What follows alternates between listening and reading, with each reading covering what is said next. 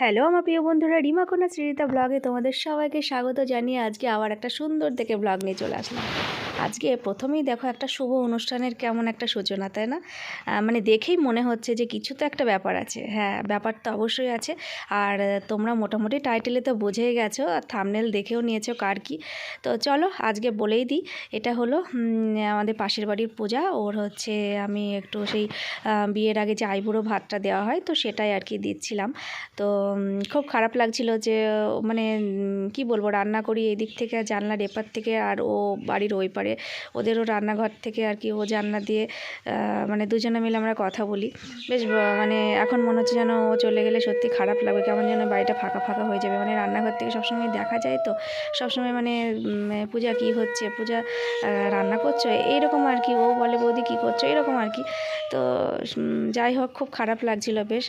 আর ভাবলাম চলো একটু বিয়ের আগে ওকে একটু কিছু রান্না করে নিজে হাতে খাওয়াই। তো যাই হোক, তোমরা তো জানো আমার শরীরের অবস্থা মোটামুটি এরকম, আর কোনো রকম আর কি যাই হোক রান্না টান্না করে আমরা খাই।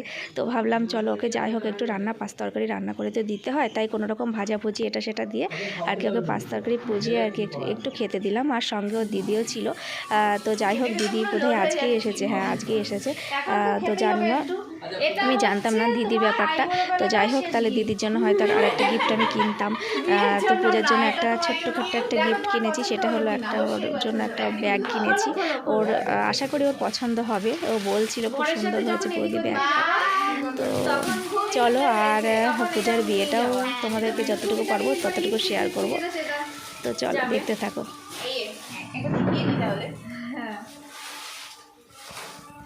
খুব সুন্দর হয়েছে বৌদি, থ্যাংক ইউ। তোমার যাতে ভালো লাগে সেরকম কালার দেখে নিয়েছি, যাতে সবসময় ইউজ করতে পারো। খুব সুন্দর হয়েছে, খুব সুন্দর। এটা আইবুড়ো বেলাকার শেষ গিফট। এবার ভাই, এবার বলা কিছু না, এবার খাও। না না মাপি খেয়ে নি। না না না, দিনে করাই যায়, কোনো ব্যাপার না।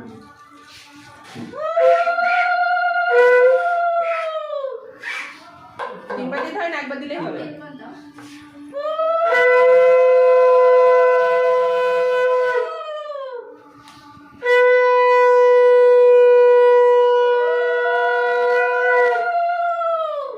আমি তো এটাই করতে ভুলে গেছি। আমি দেখো সব পরে পরে এসে করে দিয়ে যাচ্ছি। ধূপকাঠি এবার কালো দেখো। ধূপকাঠি জ্বালানো না খালি। দাঁড়া, আমি সবাই না, দেখে এখন করে করতে হবে না, এখন না। ধূপকাঠি জ্বালানো, আমি হাফ প্যান্ট তুলে ধূপকাঠি দেবো। কি বলে, হ্যাঁ, ব্যাগ তুলবে না। তোমার হচ্ছে ধূপকাঠিটা আরো হচ্ছে আমার একদমই মানে ভালো লাগছে না ধূপকাঠি দিতে পারছো না। হ্যাঁ, তারপরে হচ্ছে সবচেয়ে বড় ধূপকাঠি না দিলেও হয়, মেন হচ্ছে প্রদীপ।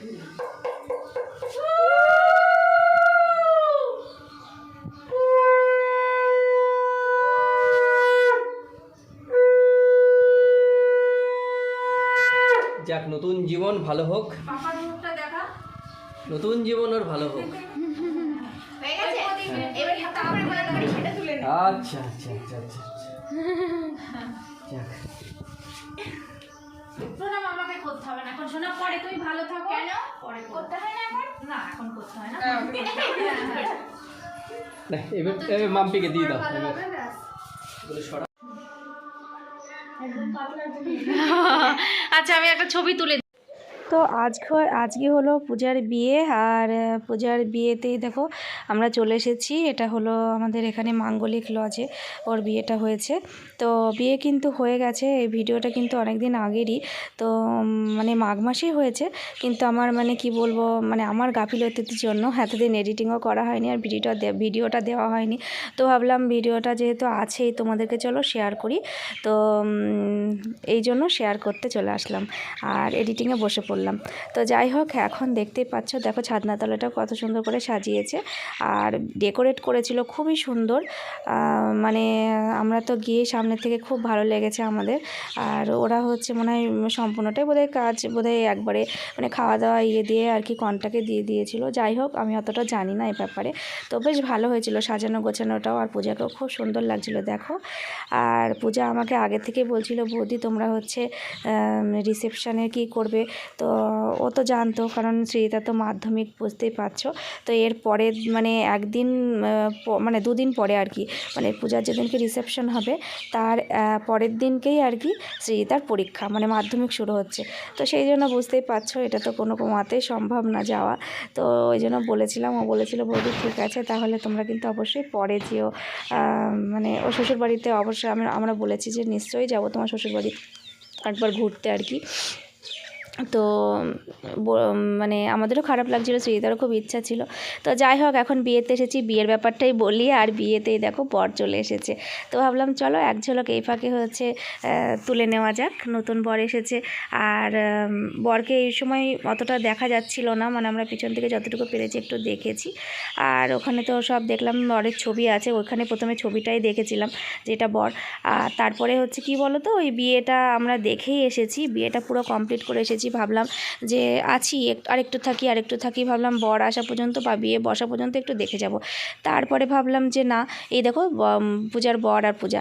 তো যাই হোক, ভাবলাম যে না হচ্ছে একটু মানে এরকম একটু থাকতে না মনে হলো যে না, পূজার বিয়েটা দেখেই যাই, মানে সিঁদুরদানটা পর্যন্ত দেখেই যাই, কারণ পরে তো আবার দেখা হবে কি হবে না বুঝতেই পারছো।